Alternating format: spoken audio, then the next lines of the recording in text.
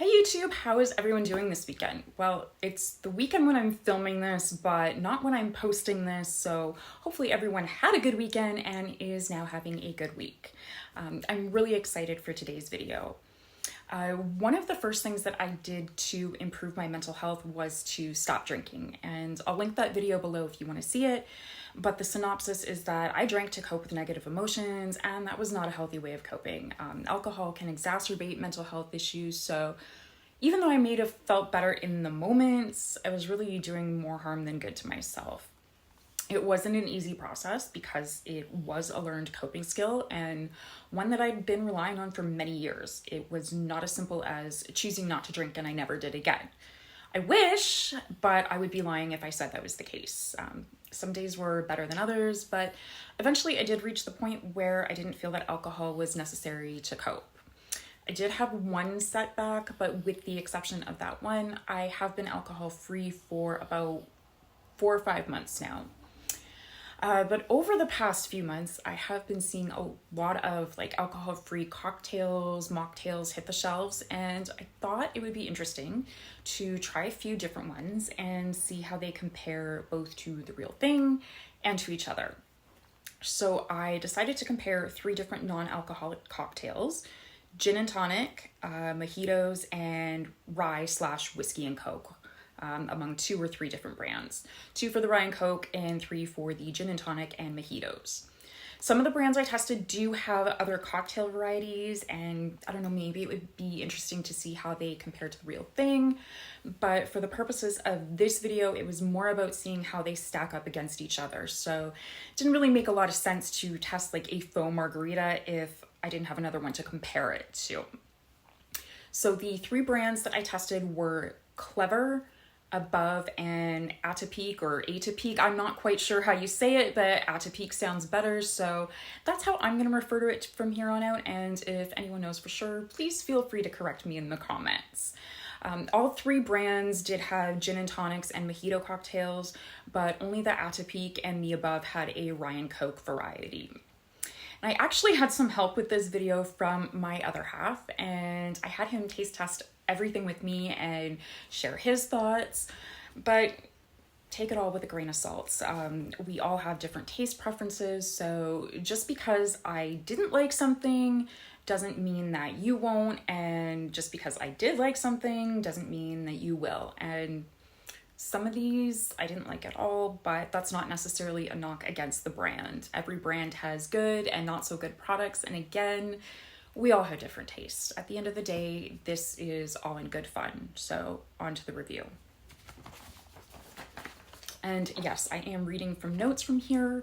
Apologies if it's distracting, but I did want to be as thorough as possible and not rely on memory alone. Otherwise, it would be a really short video. This was good, this was bad, this one is good in a pinch. So not quite the review that I'm going for. So yeah, that's enough yammering and let's just get to it. So the first one that we tested was the gin and tonics, and Atypique was up first. I found it to sort of taste like fruity tonic water and not too sweet. I noted that I liked it, and something about it made me want to keep drinking it. That said, I'm not sure it's a replacement for gin and tonic, but I never was a gin and tonic drinker to begin with, so take that for what you will. What's interesting about this one is that the bitterness really stays in the throat, which strangely makes it taste better the more you drink it. I gave it a 7 out of 10. My other half's first reaction was that he thought it was overpowering, but then he changed his tune and said that it starts off fruity and then turns bitter but mellows to where you want more. He gave it a 6.5 out of 10. Above. I thought it was way too sweet, like 7-Up. I felt like it was trying to be something it's not, or didn't quite know what it wanted to be. After a few more sips, I likened it to 7-Up and bug spray, just not pleasant. I gave it a 4 out of 10. My other half's immediate reaction was, it's a no for me. He said it was too sweet and tasted like cough medicine. He gave it a 4 out of 10 as well. Clever. My other half just said no. He said it tastes like there's no sugar. He gave it a 3.5 out of 10. I agreed that it was less sweet than the other 2, but I'm not a fan of sweet fizzy drinks unless it's Coke or something where I expect it to be sweet. But because it is less sweet, the bitterness really overpowers it. I gave it a 5.5 out of 10. So for gin and tonics, the overall winner was Atypique. So we then tried the mojitos, again from Clever, At a Peak, and above. Let's start with the Clever this time around. So I thought it was really refreshing, sort of like fizzy mint cucumber water. I didn't get a lot of citrus though. I gave it a 7 out of 10. My other half really liked it, particularly due to the strong mintiness. He said he could drink the whole can and it would make for a good drink on a hot summer day. He gave it a 7.5 out of 10. At a Peak, I said it was good. I drink it. I got the citrusy and sugariness of a mojito without being too sweet, but I could do with more mint. I gave it a 7 out of 10 like the Clever, but for different reasons. I think if you prefer a mintier drink, then the Clever is the way to go, but if you prefer more citrusy, then the At a Peak would win. My other half said it was nice and he liked it and he gave it a 6.5 out of 10. The above. Oh, the above. Not much good to say here. Let's start with my other half's review. He said it tasted like diabetes in a cup. He gave it a 1 out of 10, and the only reason it gets a 1 is because it has water in it. So, if you were dying from dehydration, theoretically, you could drink it. I said it smells like what something would smell like if it was trying to warn you that it was about to kill you. The smell alone put me off from wanting to drink it. It's sickeningly sweet combined with something else that's not good. 0 out of 10 from me. So the overall winner of this round is Clever. And last but not least, we tried the rye and colas. Actually, one was a spiced rye and cola from At a Peak, and the other was a whiskey cola from Above. Clever doesn't make a comparable drink that I could find, so it was just the two of them duking it out for this round. I found the At a Peak to be too sour, or the citric acid was too strong or something. It did get better after a few sips, but it could be more balanced with more sugar. I gave it a 6 out of 10, but I'd rather just drink a Coke or Pepsi. If you're opting to not drink alcohol and you want a rye and Coke, I just don't see what this would do over just a regular Coke or Pepsi. My other half said it needed more sugar and fizziness, and all he could taste was the caramel. He gave it a 7 out of 10. The Above I found to be a bit too sweet to where I'd be sick of it halfway through, and I was after 3 sips. That said, I did find it to be a good dupe if you're really craving the flavor of a rye and Coke. I almost tasted more root beer than cola though, and I'm not quite sure why. Interestingly, I did find it to be more spicy than At a Peak, even though this one doesn't market itself as spiced. I did give it a 7 out of 10, even though I didn't personally like it, because I do think it's a pretty close recreation of a rye and Coke. My other half said it was sweet and had a nice aftertaste, and he gave it a 7.5 out of 10. So overall, for this last round, the Above beat out the At a Peak. So some of these are better than others, but overall, I'm not really a fan of any of them, and I'll tell you why. Alcohol is gross. Like, the taste of alcohol is gross. That's why most of us cover it up with sugary sweet mixers.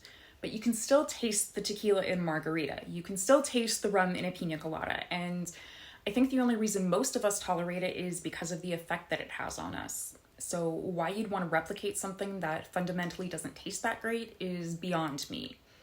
Now, if you genuinely enjoy the taste of alcohol, because I know there are people out there that do, then this is probably a good option if you are looking to cut back for whatever reason.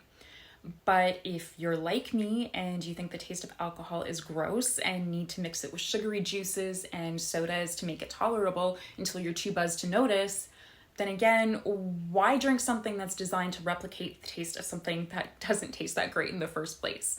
If you enjoy cola, just drink a cola. I also have a bit of a problem with these zero alcohol mocktail alternatives.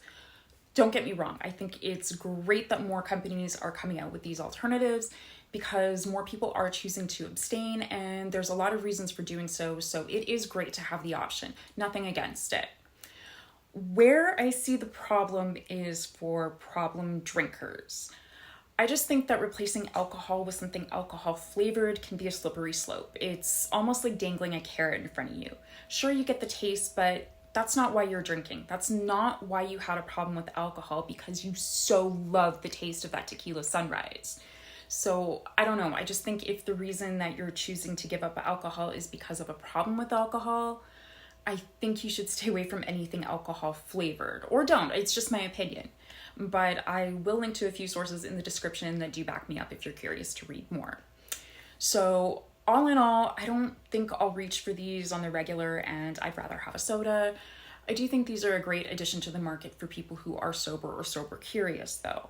But if you're like me and just don't enjoy the taste of alcohol, there's no buzz to distract you halfway through the drink that it tastes a bit like minty bathroom cleaner. And again, if you have a problem with alcohol, any sort of problem with alcohol, I think these could be triggering, so use at your own risk. Have you tried any of these mocktails or another brand? If so, what do you think? Let me know in the comments below. So on that note, if you enjoyed this video, please give it a like and a share and subscribe so that you don't miss any future updates or videos.